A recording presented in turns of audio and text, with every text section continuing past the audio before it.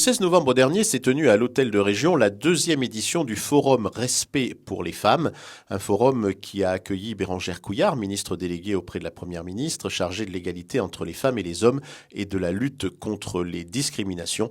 On écoute le président de la région Sud, Renaud Muselier, et la ministre Bérengère Couillard. Tout autour de moi, quand je parle à ma femme, à mes filles, à toutes les personnes que je croise qui sont des femmes, elles ont toutes été confrontées à quelque chose que je ne connais pas, que je ne comprends pas, que je n'admets pas. Et donc j'ai décidé, au nom de la région, de porter ce combat pour me mettre à disposition de ceux qui sont en souffrance, pour apporter des réponses à des questions simples. Qu'est-ce que je dois faire quand je suis une femme ?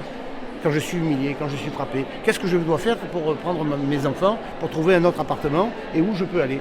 C'est des choses assez simples, mais en réalité qui sont absolument nécessaires dans des réponses simples à des questions simples, mais qui sont vitales pour les femmes. Il y a une femme sur 4 qui ne dépose pas de plainte encore aujourd'hui. Nous avons mis en place beaucoup de dispositifs et nous continuons de les renforcer, notamment avec l'ordonnance de protection qui va être délivrée en 24 heures. Vous savez, c'est très concret. Ça veut dire qu'on va changer la charge de la preuve. On ne va pas attendre de voir si l'auteur est vraiment coupable. On va tout de suite donner une protection aux femmes victimes de violences parce qu'on estime que le danger immédiat est très proche et qu'on doit avant tout protéger ces femmes.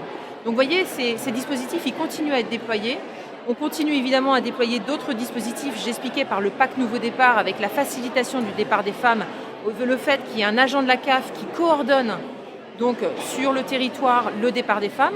C'est le cas des Bouches-du-Rhône où en fait on a une expérimentation qui va se dérouler jusqu'en 2025 avec donc c'est un des 5 départements pilotes et donc on va faciliter le départ des femmes grâce à ce dispositif et également avec un accompagnement financier parce que nous avons l'aide universelle d'urgence qui va être lancée cette fin d'année et qui va permettre d'attribuer aux femmes entre 300 € et 1 200 € d'aide au départ pour justement faire en sorte qu'elles puissent partir de leur domicile et que les freins financiers ne soient pas justement des freins et que du coup elles puissent partir librement.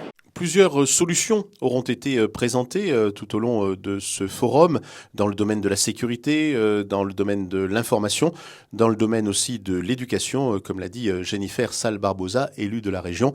Apprendre aux enfants dès tout petits que non, courir comme une fille, ça ne veut pas dire courir mal ou lentement. Courir comme une fille, ça veut dire courir de toutes ses forces. Et une fille en a beaucoup.